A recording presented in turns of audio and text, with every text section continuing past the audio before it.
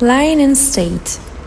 Upon the arrival of the Queen's coffin in London, it was transported to Buckingham Palace before being moved to Westminster Hall the following day for her lying in state before the state funeral. When the Queen arrived at RAF Northolt, the Queen's Colours Squadron assumed the role of the bearer party and formed the Guard of Honour. The coffin was placed in the state hearses and transported through London to Buckingham Palace, with people lining the street to watch. The coffin was then placed in the ballroom at Buckingham Palace in the presence of the royal family. The Queen's coffin was taken in a military procession from Buckingham Palace to Westminster Hall on a horse-drawn gun carriage of the King's Troop Royal Horse Artillery. The King, male members of the royal family, and Princess Anne followed the coffin on foot. This procession, as well as the other procession held later in London and Windsor, marched at the funeral pace of 75 steps per minute and was accompanied by military bands playing marches by Johann Heinrich Bach, Felix Mendelssohn, Frédéric Chopin. Big band tolled each minute of the procession, and minute guns were fired from Hyde Park by the King's Troop Royal Horse Artillery. Members of the three armed forces formed a guard of honour to receive the coffin at Parliament Square, after which soldiers from the Queen's Company, 1st Battalion Grenadier Guards, placed the coffin on a catafalque in Westminster Hall.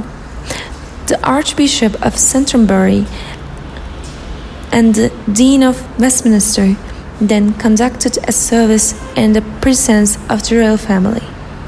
The Queen lay in state in Westminster Hall from 5 p.m. on 14 September to 6:30 on 19 September. The coffin was guarded by members of both the Sovereign Bodyguard and the Household Division. The imperial state crown and a wreath of flowers and foliage from Balmoral and Windsor Castle had been placed on the coffin before the procession, and to these were added the sovereign orb and the sovereign's script with cross. The Wanamaker Cross of Westminster was placed at its head, and the regimental flag of the Queen's Company of the Grenadier Guards at its foot. An estimated 250,000 members of the public filed past the coffin, as did politicians and the other public figures. Both the BBC and ITV offered a live stream of the Queen lying in state. On 16 September, a 28-year-old man was arrested under the Public Order Act after he ran from the queue inside Westminster Hall and touched the coffin. In the evening of 16 September, the King and his siblings held a vigil around the Queen's coffin for approximately 10 minutes, and on 17 September the Queen's 8 grandchildren did the same.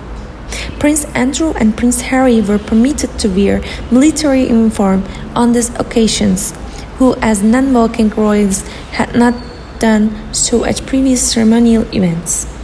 On 18 September, pipers at 4 different locations in Scotland played The Immortal Memory at 6 p.m.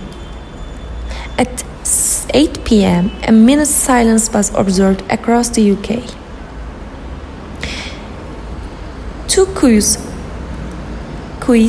were formed to view the lying in state, beginning 48 hours before Westminster Hall opened to the public.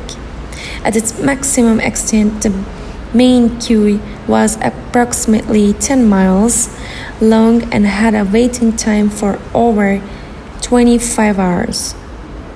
This queue attracted much media attention, with many commentators noting the stereotype that British people are good at queuing.